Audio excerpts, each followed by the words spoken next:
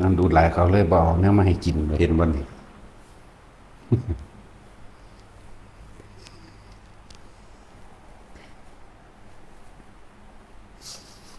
หรือความบรรลุในเรื่องของกรรมคือการกระทำของตนเองว่าเฮากระทำสิ่งใดไว้อันเกิดจากจิตเจตนาออกจากอารมณ์ที่เจ้าของเคยมีนะอารมณ์โลภเมื่อมันมีอารมณ์โลภความจากใดนั่นจากเป็นมีแล้วมันสิมีความโกรธเวลามีคนมาขัดมาขวางบ่ได้ดังใจอารมณ์โกรธคือบ่พอใจคนนั้นคนนี้ยกตัวอย่างเช่นคนหน้าไกลกันผิดกันแย่งกันเรื่องลักโฉนดว่าผู้นั้นล่ำทีผู้นี้ล่ำทีเนาะคนเฮือนไกลกันกับยากน้ำหัวยากน้ำหัวยากน้ำเสา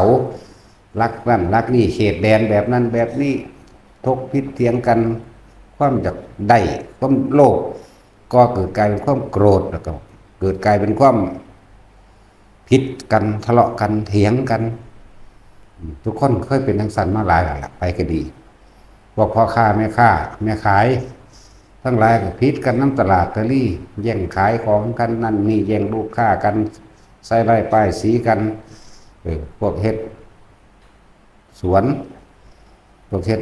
สวนมันสวนอ้อยสวนยังก็แล้วแต่หรือน้ำให้น้ำหน้าหรือน้ำเห่าหัวน้ำเฮือนเจ้าของเองเลือกสวนอะไรพิษเถียงกันแย่งชิงกันกาวตูใส่ไร่กันโยนความผิดให้กัน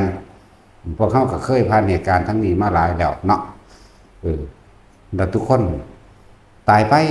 ปเด็กเนาะแล้วอันขี้ดินมันยังคือเก่าเห็นบ่พวกเลือกสวนไรหน้าน่ะให้มันก็ยังคือเก่าให้อ้อยยังคือเก่าให้หน้าก็ยังคือเก่า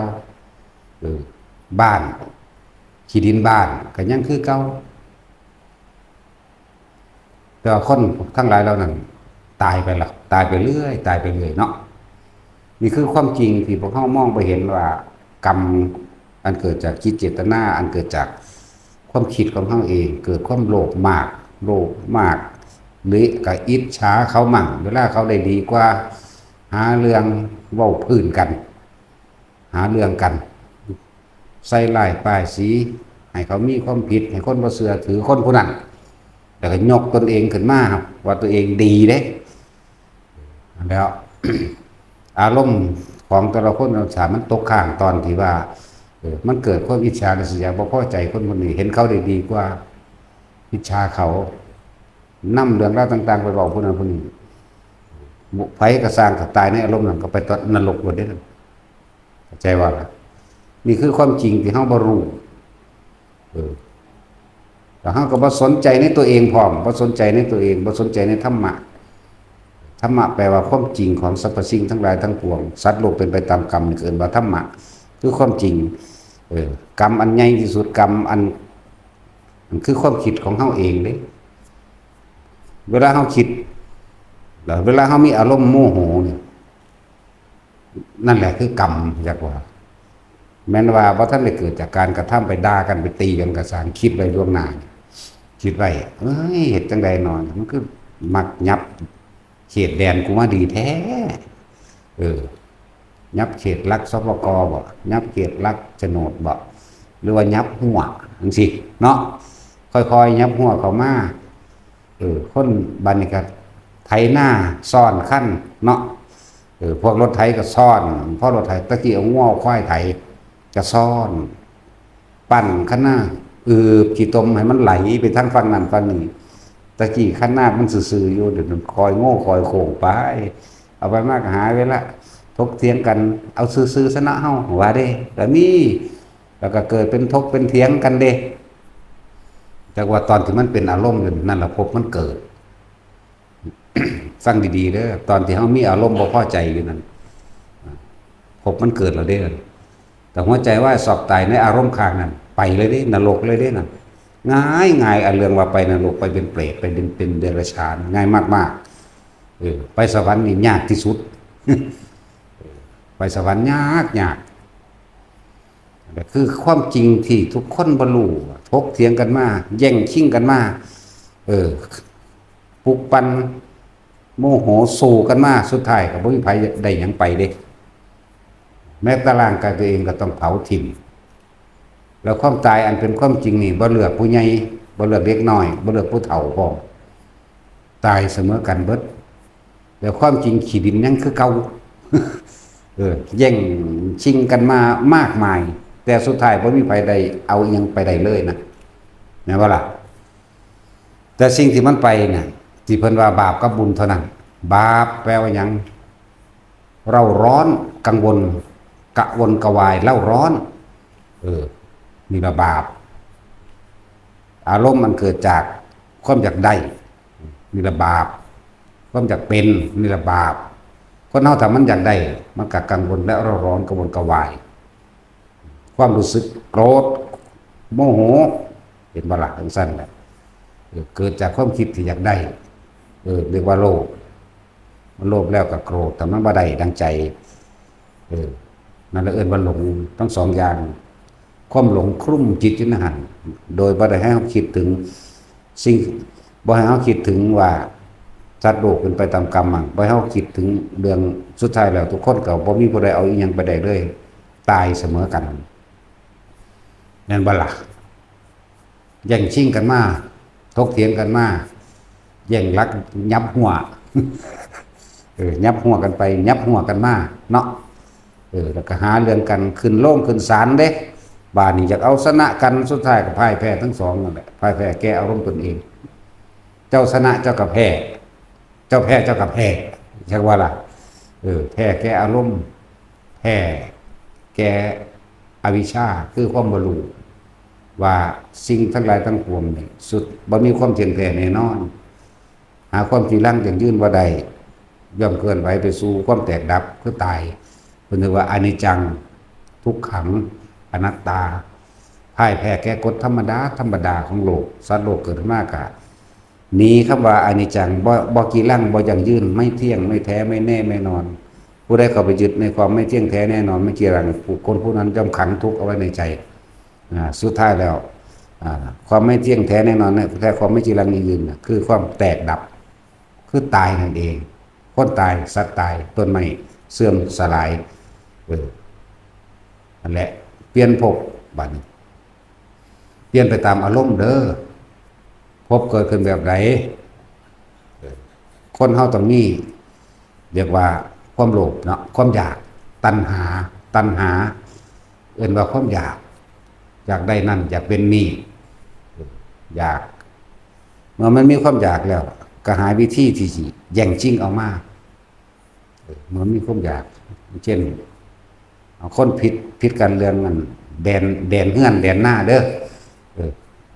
จากใดของเขาบ้าแต่ลัดตรงซื้อไปนี่คือสิดีเนาะนี่ความอยากเกิดแล้วความคิดเห็นนี่เกิดเราได้บัดนี้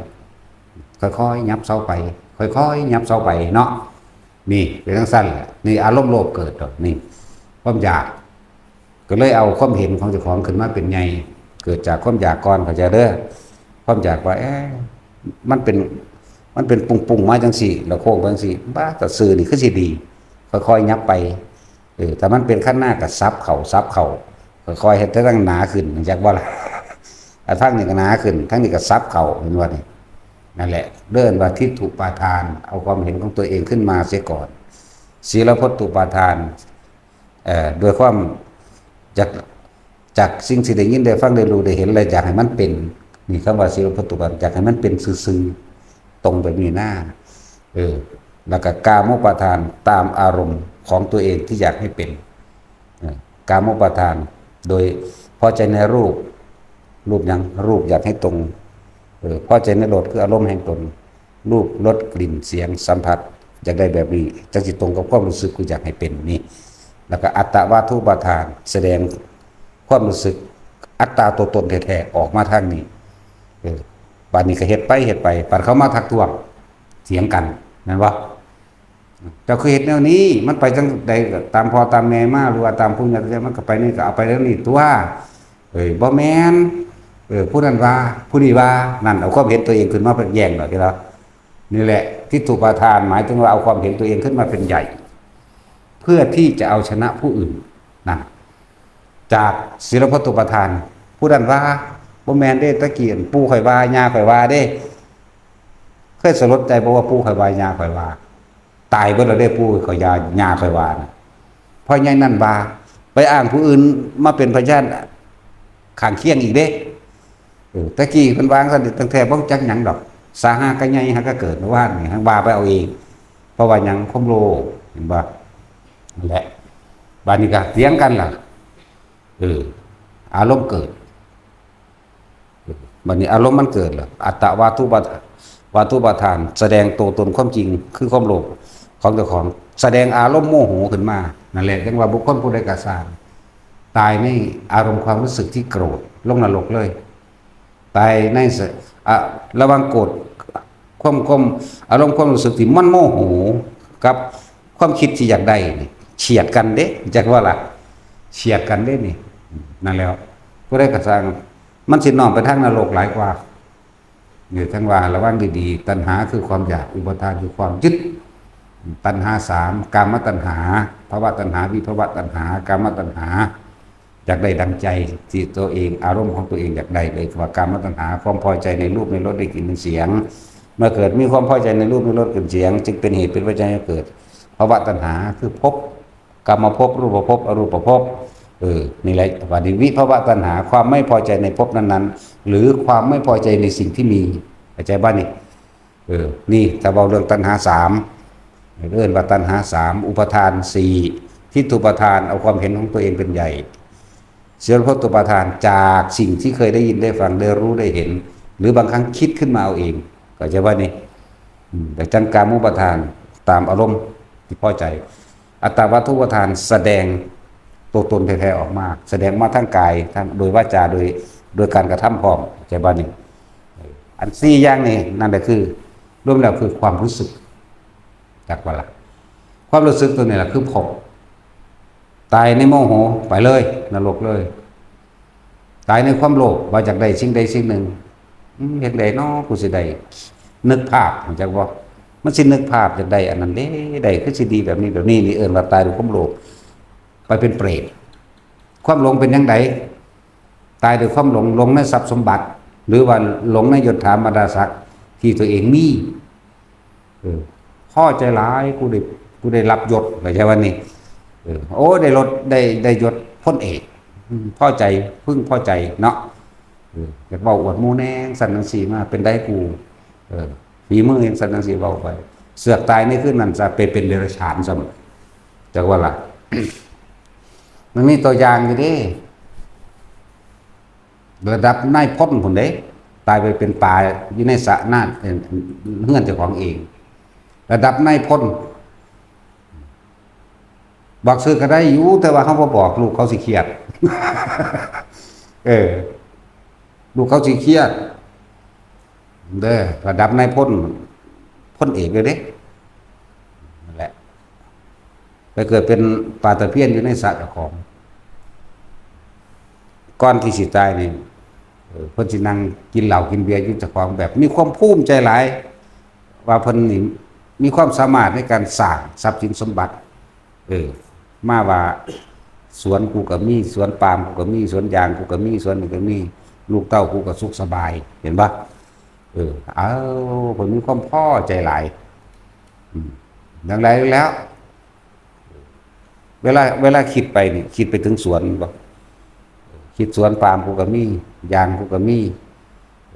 บ่อเลี้ยงปลากูก็มีคิดไปบ้าเสริมบ่อเลี้ยงปลาหันมองนี่อีกก็นะหัวใจว่าเสียพันไปเกิดเป็นปลาเข้าไปในไข่ปลานั่นแหละที่แรกพวกนี้เรียกว่าอันทชะเกิดในไข่มันเกิดในไข่แต่ก็เป็นปลาอย่างนั้น เขาก็จัดงานศพยังเสร็จเรียบร้อย 2-3 เดือนต่อมาปลาหนักใหญ่จากบ้านนี้เขาก็พากันมาเอาปลาแล้วไปกินพอเจ้าของกันแล้วลูกกินมันบ่ฮู้จักไหมเนาะนั่นแหละก็สิมีความเกี่ยวพันหยังอยู่แล้วกับเฮาบอกว่าอัญญาท่านอาจารย์ซอยแน่เฮ็ดจังได๋สิได้เกิด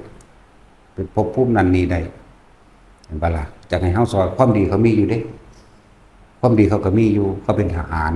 ยศใหญ่ ตอนปกปักรักษาประเทศชาติบ้านเมืองก็มีอยู่แต่ว่าจิตเจ้าไปเอาเองเจ้าบ่ไปคิดถึงความดีเจ้าเข้าใจว่าล่ะเออตอน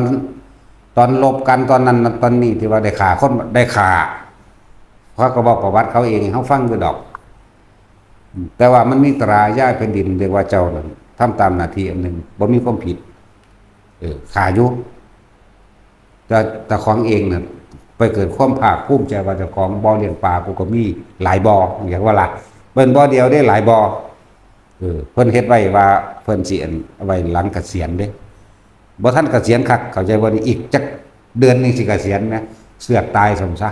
อันเลยไปเกิดเป็นปลา4-5 เดือน2 หรือ 3 เดือนนี่แหละปลามันก็ใหญ่เร็วเนาะแล้วจังซั่นแล้วก็ซอยสิซอยจังไดล่ะหาวิธีซอยอยู่นี่คือตัวอย่างหนึ่งคือคนตายที่ด้วยความหลงตัวเองว่าต่อของนี่เก่งจากว่ามีความสามารถเป็นที่เคารพนับถือมีชื่อเสียงโด่งดังมีหน้ามีตาเด้ท่านแล้ว บัดนี้ขนาดเท่าแนะนำให้วางจิตแบบนี้วางบ่ได้ยังไปเสือกไปคิดแค้นลูกเฉยไหมก็เขาบ่ฮู้ก็ยังบอกอยู่พระเจ้าบอกให้ทองอันนี้เสือกทองบ่ได้อีกบอกจะให้ไปสวรรค์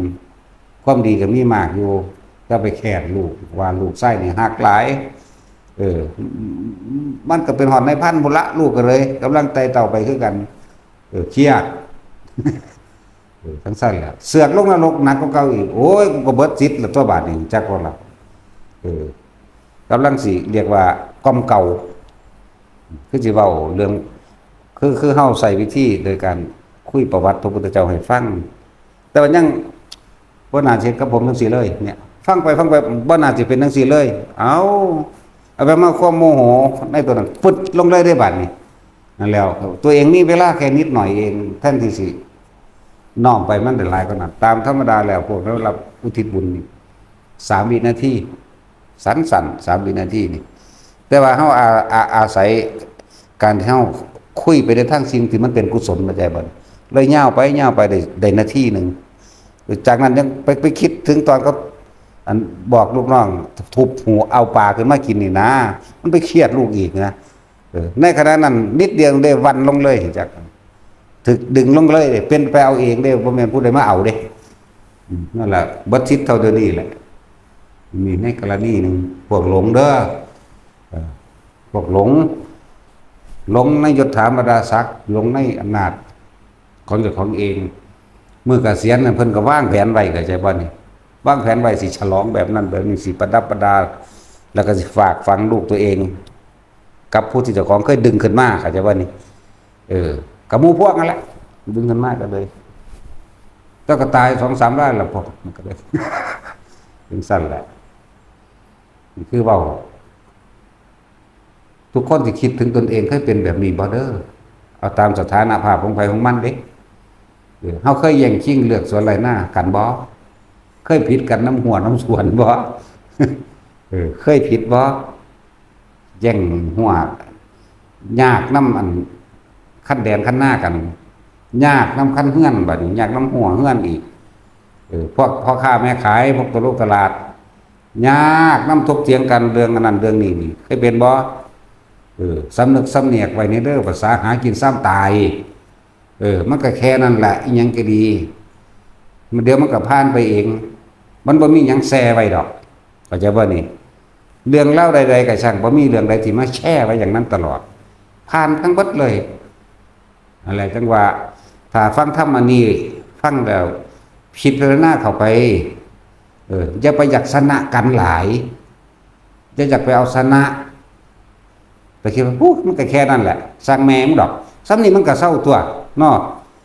กับถ้ามันสิสูญโมโหขึ้นวือขึ้นสูดลมหายใจเข้าลึกๆแล้วกั้นไว้อย่าคิดเบิ่งปลายดังเจ้าของนี่สูดลมหายใจลึกกั้นไว้ 2-3 เทื่อมันก็เศร้าดอกนั่นแหละแล้วก็คิดถึงคำพ้นเทศนี่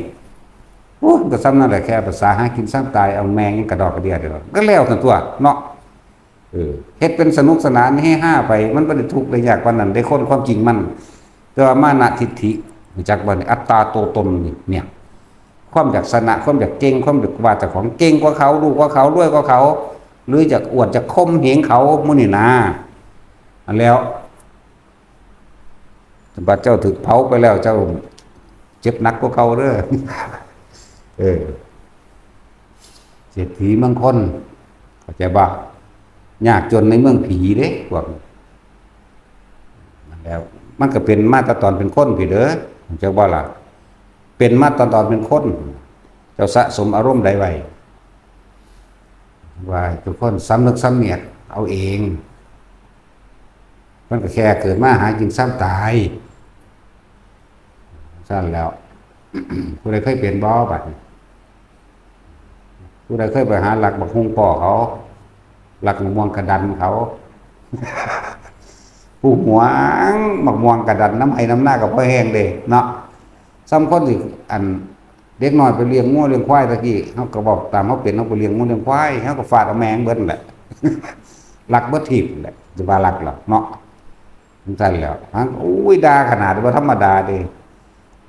ด่าต้องสั่นสิอันผู้ด่านั่นเด้อตอนที่มันโมโหตอนที่มันโลภตอนที่มัน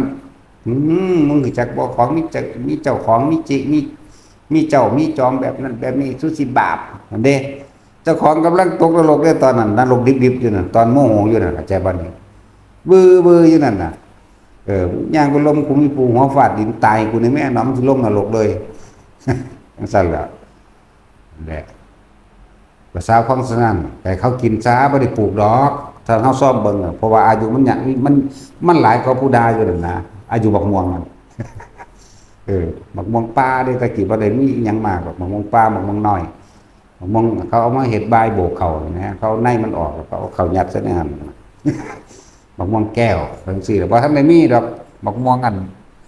ยังนี่น้ำดอกไม้ดอกไม้ยังนี่บ่ทันมีดอกเดี๋ยวนี้จักแม่หมกม่วงอย่างเนี้ยหลายคักสารพัดหมกม่วงเนาะนั่นแหละพวกกันหวงหมกม่วงมื้อนี้เด้อไก่เขากินแหน่บาดเจ้าของตายไปเป็นผีไปเป็นเปรตนี่หิวเด้อดอยากเด้บ่ล่ะแม่ภาษาลีบุตรเกิดเป็นเศรษฐีตั้งสมัยตะกี้เห็นบ่ล่ะจะศึกษาได้แล้วพ่อก็คือพระพุทธเจ้านั่นแหละเศรษฐีเนี่ยพ่อเนี่ยเป็นคนมักให้ท่าน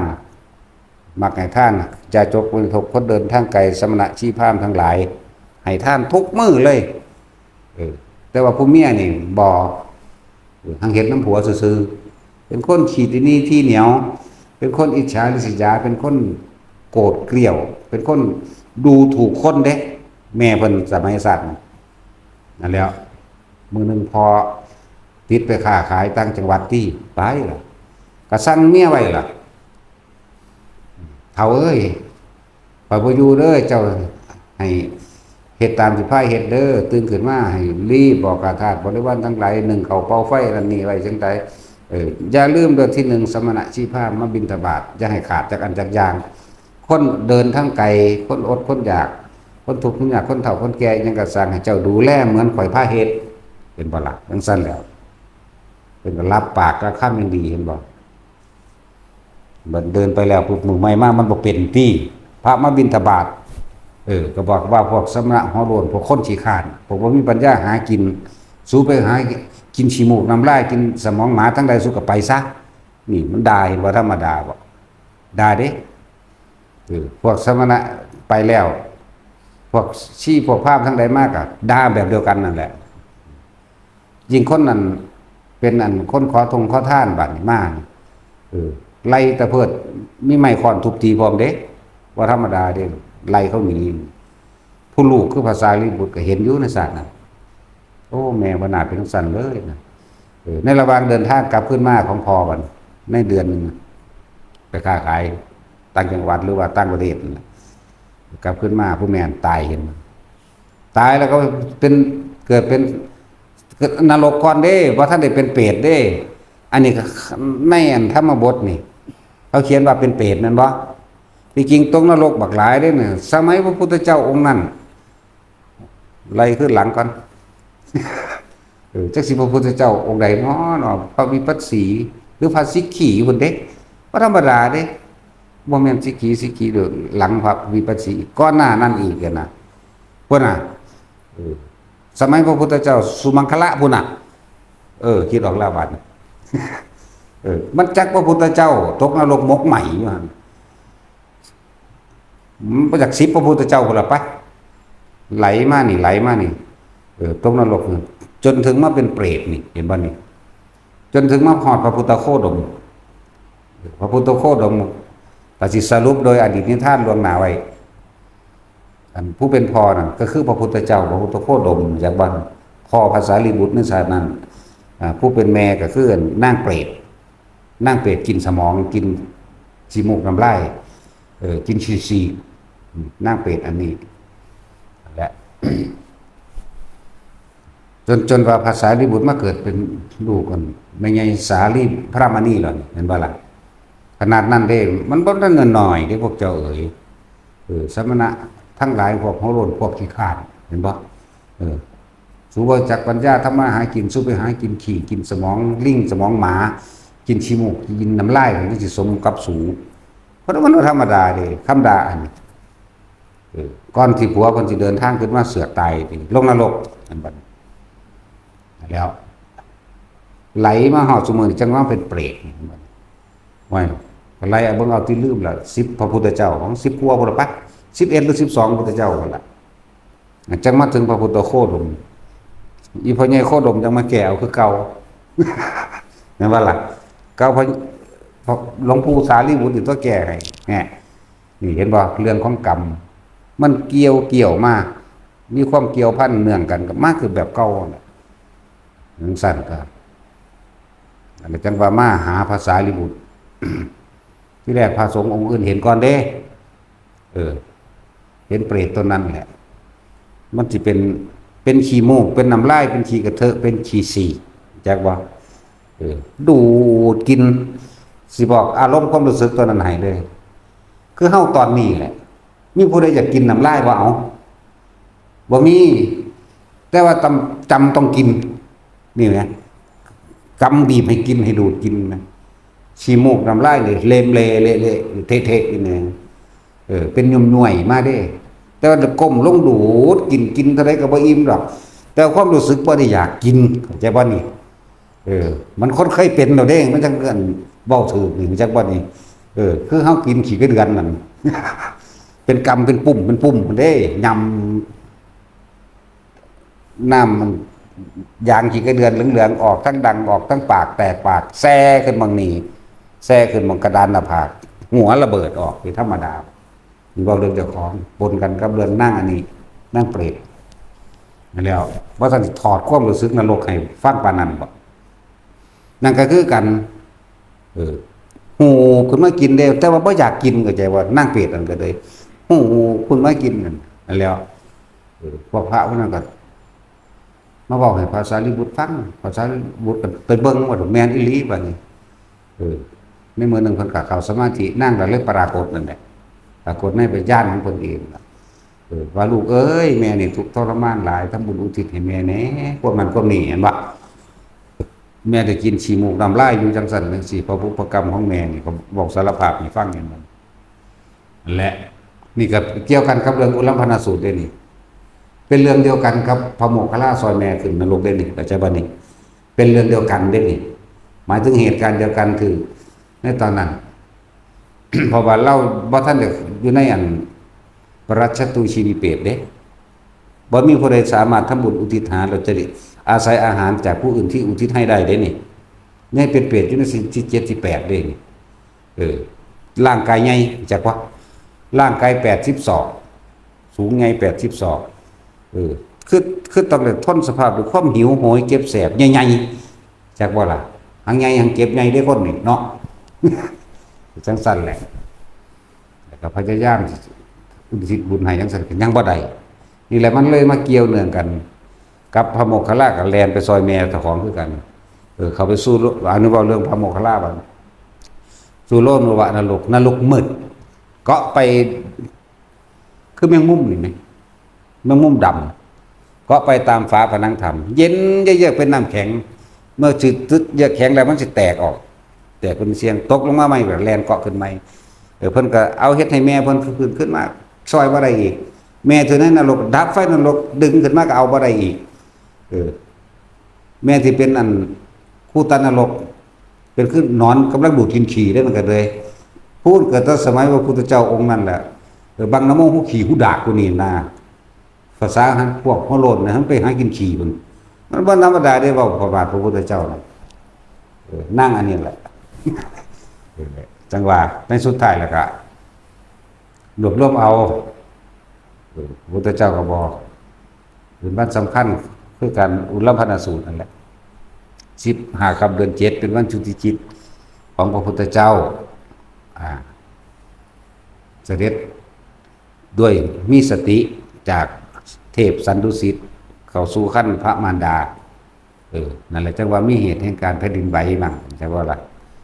เหตุแห่งแห่งแผ่นดินไหวมันก็มีอยู่7อย่างพุ่นล่ะวันจุติจิตของพระพุทธเจ้ามีความสำคัญว่าเพิ่นกำหนดในประเทศใดอันสมควรมารดาใดสมควรเมืองใดสมควร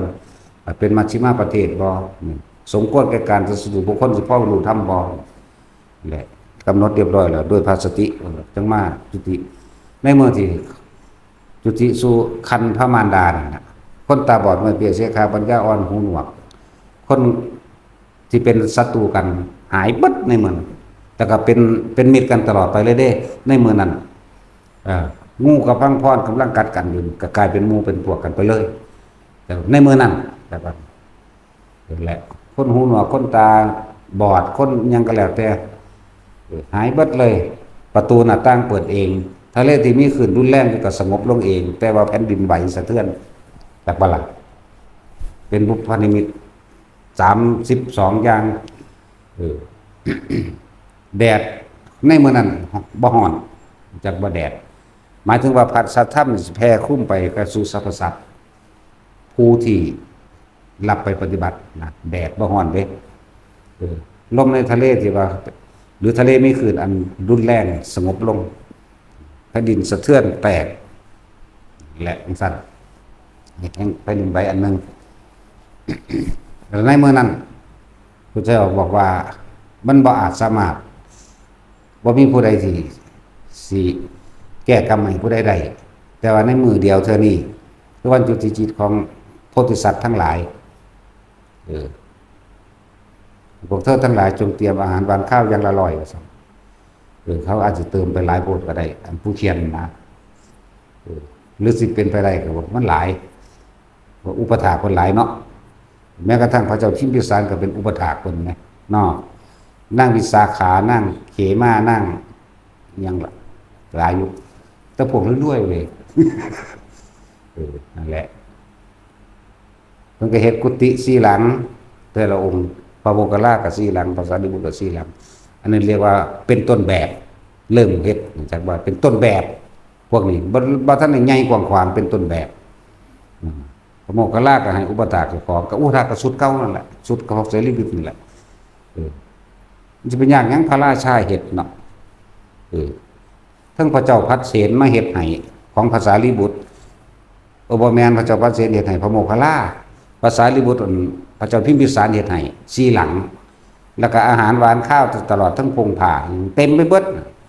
เมื่อนั้นกับพระภิกษุมาทั้งทิศในทิศทั้ง10ก็ขึ้นมาเมื่อถวายตาหารตรงนี้แล้วก็อุทิศให้มารดาพระพุทธเจ้าแสดงธรรมคือได้ครบสูตรบัดทุกอย่างอาหารยารักษาโรคทั้งห่มที่อยู่อาศัยนี่พอจะได้รับส่วนบุญเท่านั้นลูกกายของอันแม่ภาษาลิบุตรปรากฏกายเป็นหญิงสวยงามอายุ18 ปี20 ปีเท่านี้แหละกลับมาจับหน้าลูกขอบใจหลายๆเด้อนั่นนี่ให้จักว่าล่ะเกิดกายเป็นหญิงงามลอยขึ้นสู่สวรรค์จังซั่นแล้วเป็นเบิดทุกองค์นั่นแหละอันบัดนี้มันบ่แม่นแค่นั้นเด้7 ชั่วโคตรจักว่า7 ชั่วโคตรแม่นั่นผู้ใดมากก็จับแข้งมั่งจับขามั่งลูบจับลูบข้างลูบหลังลูบมั่งที่พวกเขามีความรู้สึกขนลุกขนพองสยองเก่าวือขึ้นนั่นน่ะพวกเจ้าทั้งตาทั่วเองนั่นว่าล่ะซั่นแล้ว วกกันได้เคยเห็นแล้วก็สิรู้จักรับได้อยู่ดอกแนวมันแต่ว่าแต่มันบ่เห็นเพราะมันมีแต่คนตาทั่วบ่แม่นตาแดงมีแต่ตาทั่วเนาะตาสินบ่มีตาอันแก้วตาแมวนะสั่นแหละส่วนแม่ภาษาลิบุตรก็ขึ้นไปเจ็ดจุโหดเด้จักว่าล่ะเหลือแม่อย่าลืมว่าที่ยังบ่ทันได้ตายนี่คือนั่งสาลีพระมณีก็ยังอยู่นั่นบ่ล่ะพี่เดชนับหนึ่งจากศาสตร์นี้2 3 4 6 7จากวันอันนี้บ่ทันได้นับเพราะว่าท่านตัดตายแต่ว่ามีบางใดเหมือนเดิมต่างหากนั่นแหละนี่พูดถึงแม่พระสารีบุตร7ชั่วโคตรเหมือนกันสุดท้ายนั่งสาลีพระรามณีพุทธพระอันเพิ่นไปโปรดเอาก็ได้บรรลุโสดาบันด้วยซะแม่เพิ่นน่ะเห็นบ่ล่ะแม่พระสารีบุตรที่มีชีวิตอยู่ไปรักษาเอามือเพิ่นสิตายนั่นแหละอายุยืนเด้ผู้เฒ่าก็คือเนาะพระสารีบุตรบ่ได้ยืนปานนั้นเด้120กว่าปีแล้วได้แม่เพิ่นนั่นน่ะจักบ่ล่ะเขาเขียนไว้อายุ120มัน20กว่าปี127ปีประมาณนั้นเด้ภาษารีบุตรมันก็อายุหลายแล้วเด้บ่ได้น้อยเด้เกิดก่อนพระพุทธเจ้าอีกเด้อจักบ่ล่ะพระโมคคัลลาสารีบุตรนั่นน่ะเกิดก่อนเด้แม่นบ่เห็นว่าแท็กซี่มึง เกิดก่อนเด้ว่ามันนั่นเด้เจ้าสิหลังผ่านเจ้าโกนทัญญาอยู่สิหลังเพิ่นก็เป็นเจ้าลัทธิพ่อเพิ่นเด้พวกนี้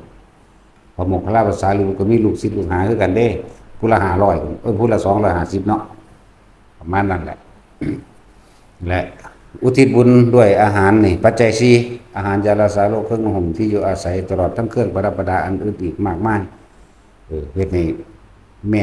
พ้นจากนรกได้ทั้งเบิดพระโมคคัลลาก็เหมือนกันก็7ชั่วโคตรเหมือนกันเรื่องพระโมคคัลลาหลายกว่าอยู่บ่ว่าสิดับไฟนรกบ่ว่าสิคูตานรกนะบ่ว่าสิเป็นโลลุวะนรกนะเรื่องของภาษาลิบุตรบ่มีหลายปานใดมันบ่ได้เลือดด้วยฤทธิ์ก็มีฤทธิ์คือกันนั่นแหละเป็นจังซี่บ่มีเฮ็ดได้เหมือนกันนั่นแหละแต่ว่าบ่เฮ็ดดูซื่อมันข้านมันสิข้านเฮ็ดว่าคือโมคคัลลามันตัวฮะเที่ยวกับพุ่นไปเที่ยวเวชยันตปราสาทของพระอินทร์กำลังได้เมียใหม่ขึ้นมากำลังเมียนกันอยู่ว่าซั่น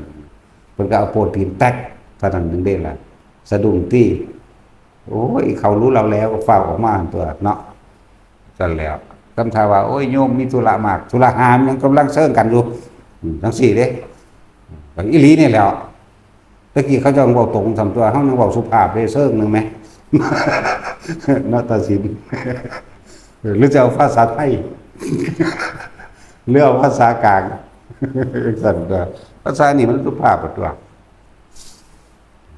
บ่รอดพระอินทร์ก็เลยมื้อนี้เนาะวันพระเราจะถืออยู่ดอกวันพระปกติบ่ได้อยู่ซื่อๆเด้นี่แต่พร้อมพวกบริวารเรื่องเบาเรื่องพระอินทร์ก็หลับบ่หลับดอกก็สิตรวจเบิ่งได้บ้านใดเมืองใดบุคคลใดทำการสวดมนต์ภาวนาฟังธรรมให้ทานรักษาศีลตรวจแล้วก็ทรงบริวารไว้นี่คือบอกเฮาตัวนี้มันบ่อึดดอกคือซากลากอยู่เด้อนี่เห็นบ่ล่ะแม้กระทั่งตัวใหญ่มันพุ่นล่ะซากลากอยู่นี่ทรงบริวารไปแม่นผู้ใดเฮ็ดอยู่เฮือนก็สร้างสิมีพวกเทวทูตทั้ง4นะไปรักษาไว้4มุมที่แก่พระเจ้าแยกกายแยกภาคได้ก็แล้วกันมานั่นแหละแยก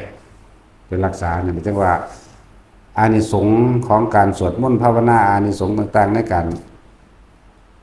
ทรงอารมณ์เป็นกุศลหรือทำบุญสวดมนต์ภาวนานั่นแหละมันสิมีไปทุกบ้านเด้เขาก็ลอยไปตามอากาศของเขานั่นแหละเบิ่งบ้านนี่โอ้ย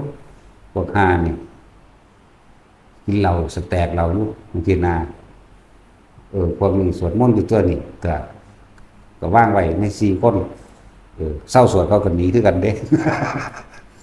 แต่ว่าถ้าทรงอารมณ์เป็นชาติไว้อยู่ปกติอยู่ไว้เด้อผู้ใดทรงชาติจะเลื่อนชาติไว้อยู่ตลอดอยู่เป็นปกติ ของหลวงพ่อนี่ว่าแม่เราแล้ว18 โกรธไปแล้วจักบ่ล่ะ18 โกรธเด้นั่นแหละเป็นปกติว่าถ้าเอิ้นมา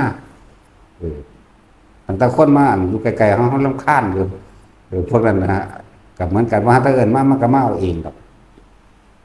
ใช่แหละจากว่าไปทาง18 ล้านแล้วของสั่งสมมานานปานนี่แล้วเนาะ18 ล้านโกรธ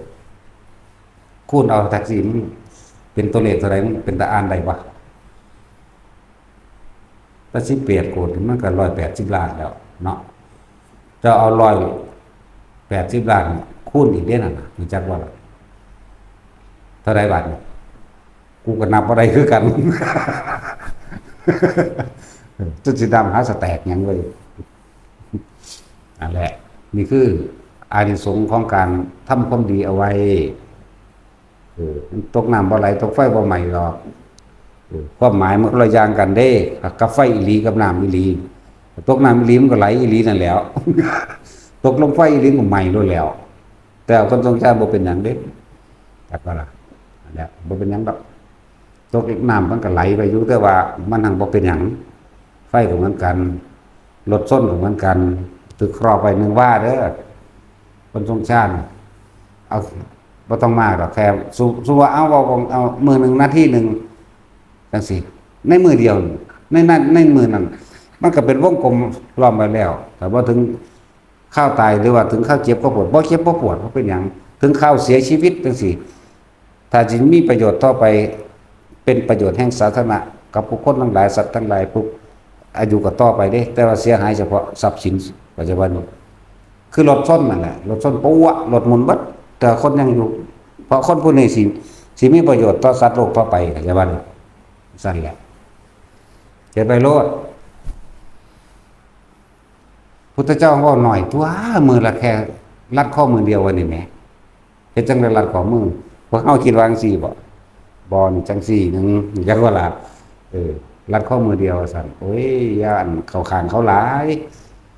จะกล่าวอะไรกับบุคคลผู้ทำไม่บ่อยทำไม่มากทำไม่ชินทำไม่เป็นดุจดัญญาณจึงจะมีอานิสงส์นะครับตั้งว่าบุคคลผู้นั้นพึงได้สามัญผลอันเป็นอรหันตผลในปัจจุบันชาติ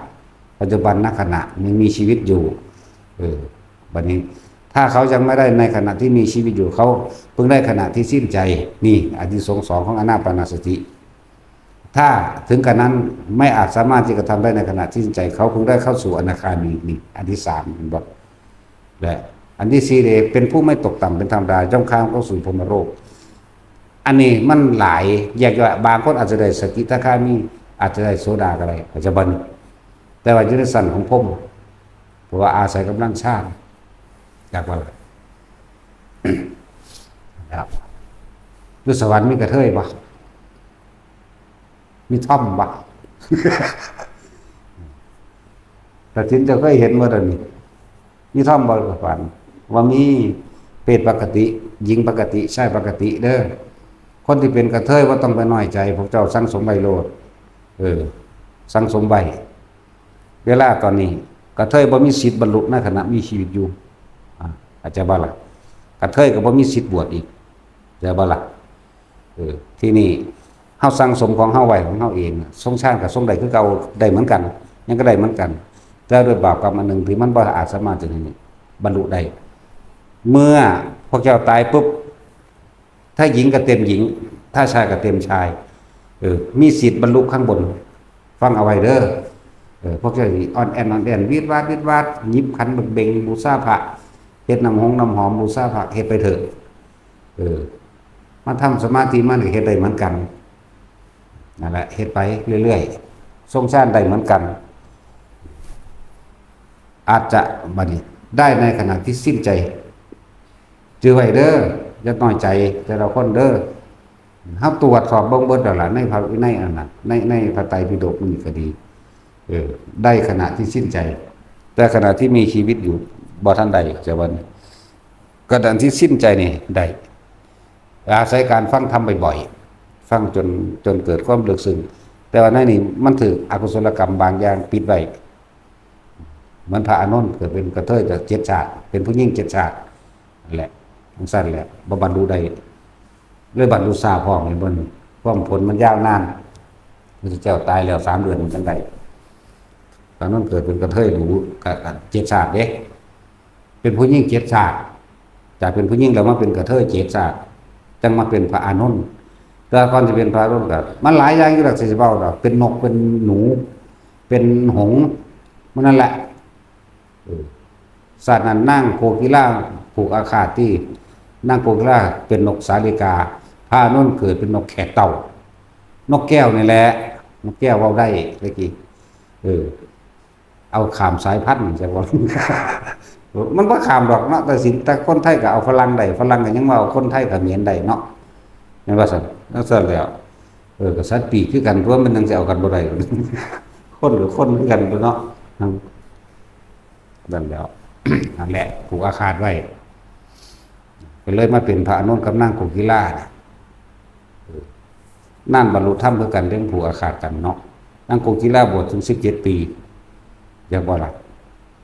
จังบรรลุทรมานคือหยังไงเด้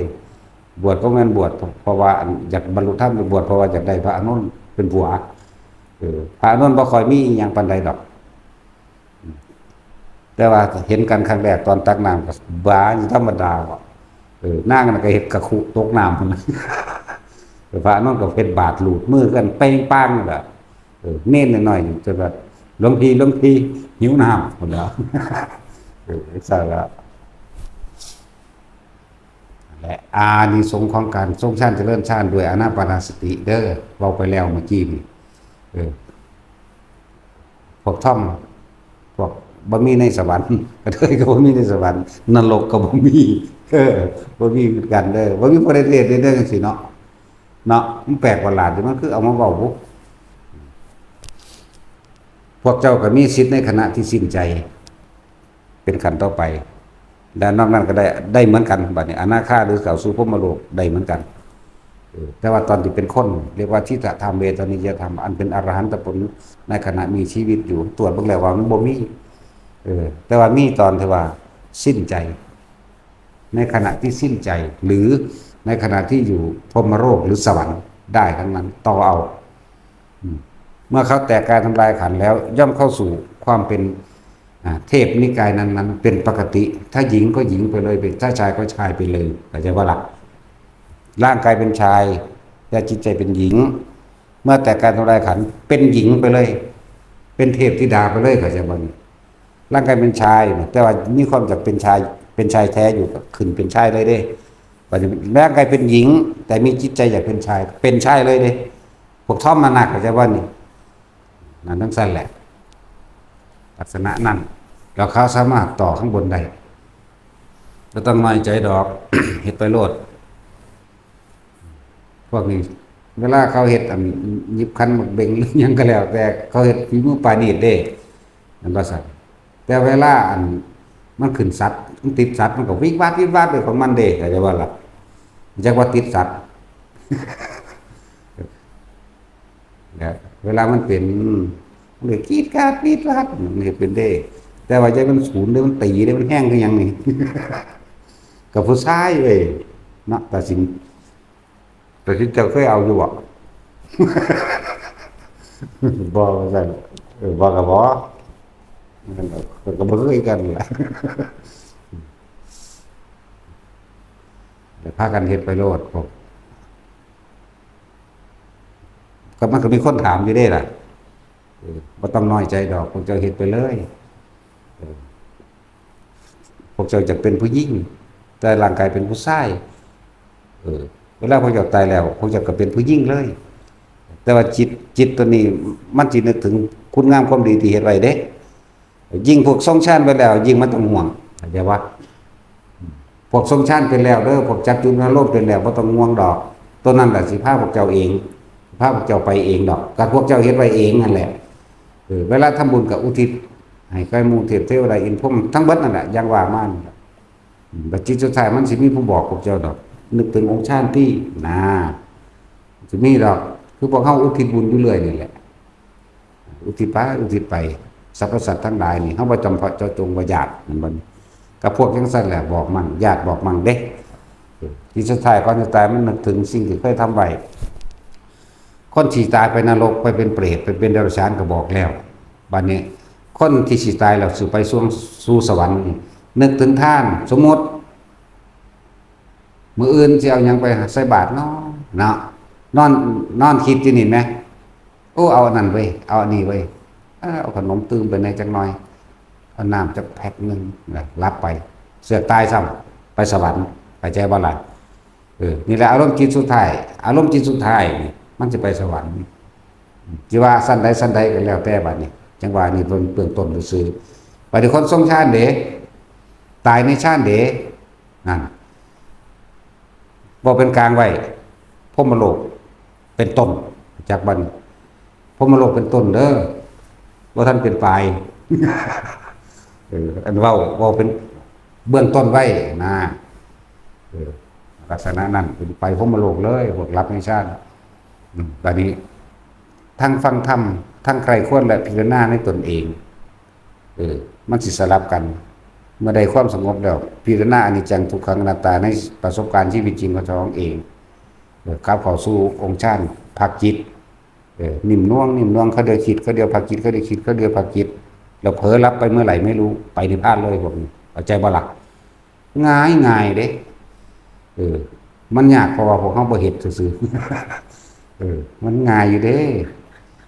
พี่น้าวันนี้บางคนใส่วิธีนี้เด้อฟังธรรม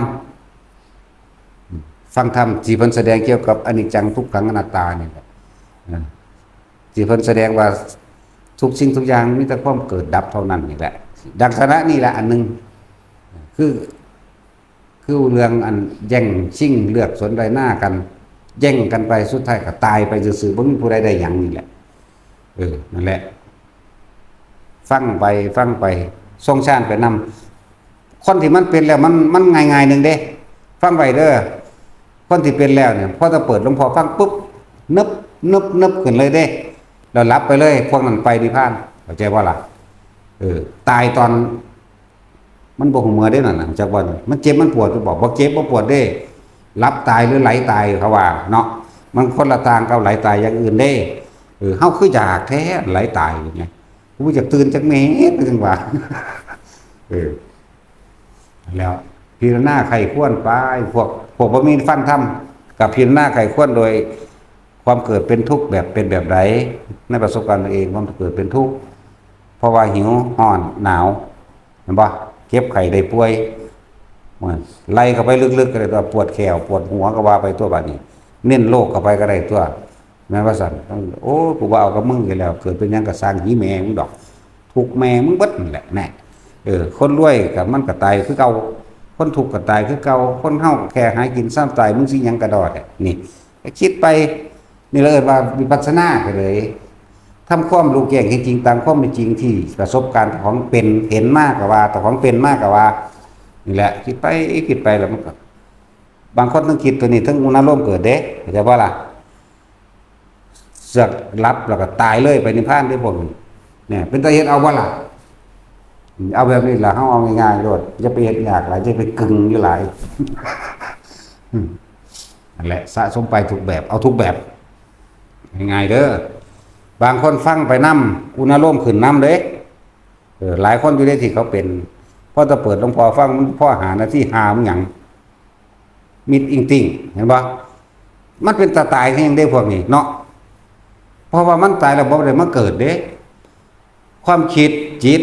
บ่ได้ไปคิดถึงบุคคลผู้ใดผู้หนึ่งสัตว์สิ่งของแม้จิตไม่มีที่ตั้งหมายถึงว่ามันบ่ไปจดจ่อไว้มันบ่ไปตั้งมันบ่ไปหาบ่คิดหาหน้าให้สวนรถเรื่องการทำงานลูกเต่าหลานมันบ่คิดหาจิตไม่มีที่ตั้งเมื่อมันบ่มีที่ตั้งแล้วมโนมันก็บ่เกิดตัวจักว่าล่ะบ่ได้ภาพจินตนาการนี่วิญญาณคือความรู้สึกหมายถึงพอใจหรือบ่พอใจบ่มีมันว่างบ่แห้งเลยตอนนั้นตายตอนนั้นก็ไปเลยนิพพานนี่นั่นจักว่าล่ะจะไปคิดว่ามันเป็นของยากของไกลหยุดคิดปรุงแต่งในความอยากได้อยากดีอยากมีอยากเป็นนึงได้นิพพานนั่นน่ะอยู่ในปัจจุบันณขณะนี้น้ำเฮานี้จักว่าล่ะหนทางมันคือหูดังจักว่าพระอรหันต์ก็อยู่ในหูดังนิพพานก็อยู่ในหูดังนั่นแหละย่างเข้าไปในหูดังจักบ่ก็มันย่างเข้าไปได้ใส่ความคิดถึงลมหายใจเข้าออก มันก็จิตตั้งมั่นมันก็เป็นของมันดอกผู้ใดเฮ็ดผู้นั้นรู้หน้าบางคนเป็นอัตโนมัติเด้ตื่นปั๊บเข้าปั๊บเลยเด้ตลอดทั้งทำการทำงานอยู่จังสั่นเลยทำงานคุยกับหมู่ก็เป็นนั่นแหละตอนนั้นช่วงนั้นมันคมไปเบิดนั่นแหละอารมณ์เกิดบ่ได้ดอกช่วงจักบัดนี้มันเลยเฮ็ดไปแม่นตายรถชนปัวจังซี่มันสิได้ตอนที่เจ้าใจขาดพอดีเด้อเฮ็ดไปโลดพวกชิ้นถึงอัตโนมัติแล้วนั่นน่ะบ่หาตั้งแต่ฝึกบ่หาแต่หยังเพราะว่ามันเป็นแล้วมันบ่ได้ฝึกคือคนขับรถนั่นแหละเอาคนฝึกหัดขับรถนี่สตาร์ทแบบนี้เกียร์เข้าแบบนี้เกียร์1เกียร์2เกียร์3เกียร์4เกียร์5แบบนี้เหยียบคลัตช์แบบนี้เหยียบเบรกแบบนี้เลี้ยวซ้ายเลี้ยวขวาเปิดไฟนั่นนี่มันบ่มันยังตั้งมันจดจ่ออยู่เด้เนาะถ้าเป็นแล้วมันบ่ได้คิดพ้อหยังเด้ไปฮ้อนก็ติดสตาร์ทเกียร์บึมไปโลดบ่ได้ระวังนั่นนี่หรือเป็นไปเลยแม่นบ่ล่ะอันนี้ก็เหมือนกันฝึกเอาอย่าลืมว่าบ่มีผู้ใดเฮ็ดให้ไผได้เด้อกรรมนี่แก้กันบ่ได้ปัญญาหรือลดแห่งธรรมทั้งหลายนี่ก็เฮ็ดให้กันบ่ได้บุคคลผู้ใดเฮ็ดแล้วก็รู้เอาเองเห็นเอาเองนั่นแหละบุคคลผู้หนึงที่บริสุทธิ์แล้วก็บ่อาจสามารถทำความบริสุทธิ์ให้ผู้อื่นได้เด้อันเอิ้นว่าแก้กรรมให้กันบ่ได้ดอกเจ็บเองปวดเองเฮ็ดเองเด้แต่ละคนเอาง่ายๆน่ะนะเวลาปวดแขวนี่แหมพวกกับเมียอยู่ใกล้ๆกันข่อยก็ปวดแขวแห้งก็จะปวดให้ข่อยแน่นี่ได้บ่บอกเมียจังเทื่อบ่แท็กซี่มาอีขี้เกียมอีขี้เกียมหาวอีหาปวดแขวแห้งปวดให้คุณแน่หน้าว่าอยู่บ่ว่าแม่มันสิฟ้ามือใส่กกหูนี่แล้วเนาะดีนั่นแล้วมีแต่ช่วยถึงญาติเมียคักอยู่แล้วเพราะว่าเราเป็นตาญาณต้องเป็นตาญาณเด้ถ้าข่อยยังญาณนี่แต่ช่วยแล้วเห็นพึ่งๆเราก็ข่อยญาณเจ้าญาณอยู่บ่ต้องญาณเด้บ่ญาณบ่ได้เด้ลองเบิ่งแม่เจ้าจะข้อขาดอำนาจสิทธิ์ขาดทุกอย่างอยู่หัดเด้เนาะเดี๋ยวเบิ่งซื่อๆเจ้าก็ต้องแล่นเด้จังซั่นแหละเอาสมาทาน